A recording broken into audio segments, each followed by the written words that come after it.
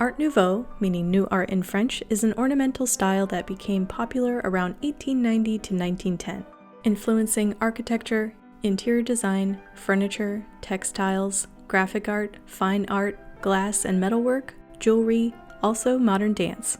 It emerged when artists wanted to go against the traditional 19th century academic art standards. This new art they created was organic and heavily inspired by nature, especially the undulating forms in plants, vines and tendrils making whiplash curves, stretching lines that bend back on themselves. During this movement, many European and American artists drew inspiration from Japanese woodblock prints, incorporating two-dimensional graphics and muted colors, also influenced by the popular style preceding it, the arts and crafts movement. After about 20 years, Art Nouveau eventually became old-fashioned and people moved on to the modernism of Art Deco. However, it did have a comeback moment in the 1960s, being a major influence in psychedelic rock style.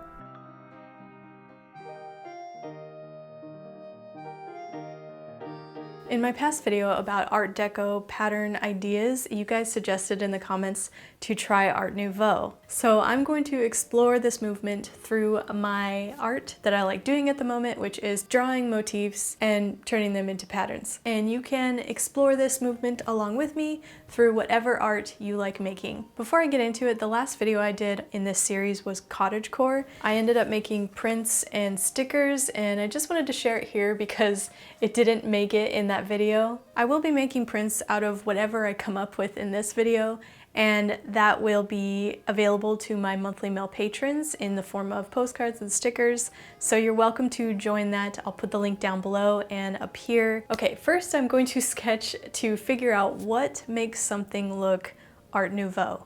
I'd like to figure out how to make those whiplash curves and stretchy lines, but it's actually harder than I thought it would be. I realized it's not enough to make a wavy line, it needs to be dynamic and dramatic. I think putting some weight on the ends of the curves helps with that. A lot of art during that time has those wide waves and then those tendrils coming after it. For some reason, I found it difficult to mimic that. I'm just not used to drawing in that style. A lot of the art during that period has symmetrical frames with round edges, varying line width and tapered ends. Also, adding more embellishments around the main pieces can only help make it look more that style. But at its core, definitely dynamic, wavy lines. Given Art Nouveau is all about nature, I was inspired by the flowers, so naturally I wanted to make that into a motif. I also thought Art Nouveau bugs would look cool. I've seen so many beautiful insects in the jewelry and brooches of that time period, but I thought I'd just try to maybe keep it simple to start out, so I went with a poppy-inspired kind of flower, but if any of you want to try Art Nouveau bugs, I would love to see it. I figured out a muted color palette and then finalized the line work in my flower motif. Some types of flowers do grow with buds facing down, and I think it helps to add that, as a lot of Art Nouveau was inspired by those types of flowers. The tendrils coming off the stems I think helps in my case, but I do think the curves could have been even more whiplash style, but it's a good place to start.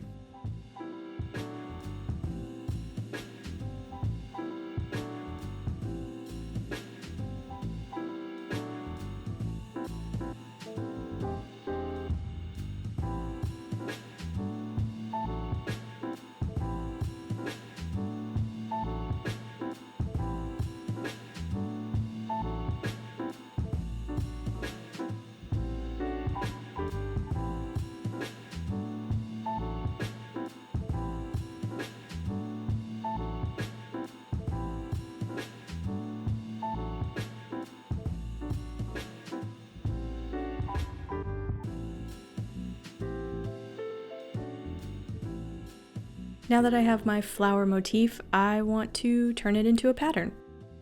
To do this, I send my art to my desktop computer and then pattern it in Adobe Photoshop. I won't get into it here, but if you want more details on exactly how I make my patterns, I made a whole video about it. Go check it out up here and it's linked down below. Here's my final pattern art. I don't think it looks totally Art Nouveau, but more reminiscent of it. The subject matter, nature, does help make it more that style, and also the curvy lines and color palette. I did notice peacocks were pretty popular during that movement, probably because of the lavish display of feathers, and I am already kind of familiar with drawing those. I do have a really old video about it, so maybe this is my chance to revive that art, give it a new take. I started sketching them as a vine motif, almost like they're turning into flowers. And to give it that Art Nouveau look, I realized that the lines really need to be more dramatic and wide.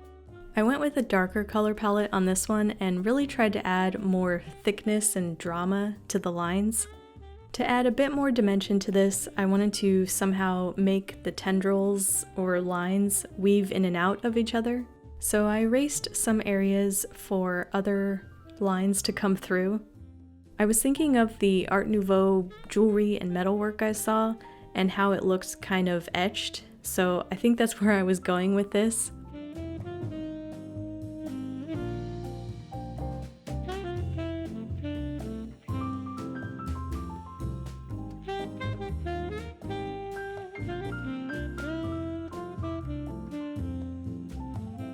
Here's my peacock plant hybrid flower motif thing. I don't know what to call this. Now let's see what kind of pattern I can make from it. This wasn't looking very Art Nouveau to me, so I duplicated the motif and flipped it or mirrored it and attached it to the bottom, so now it creates these stretchy lines in the middle, and I think this came together better, making it look more in that style. I also added some vertical lines, which definitely makes it look more like wallpaper.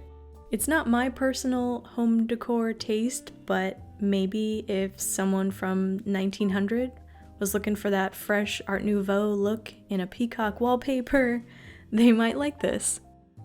So the patterns that I ended up with will be turned into art for my monthly mail patrons.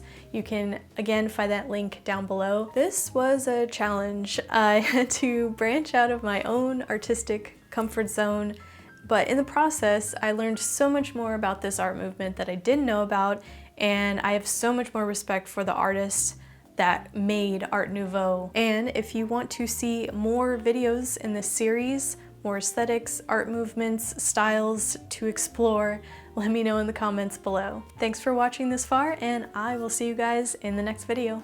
Bye!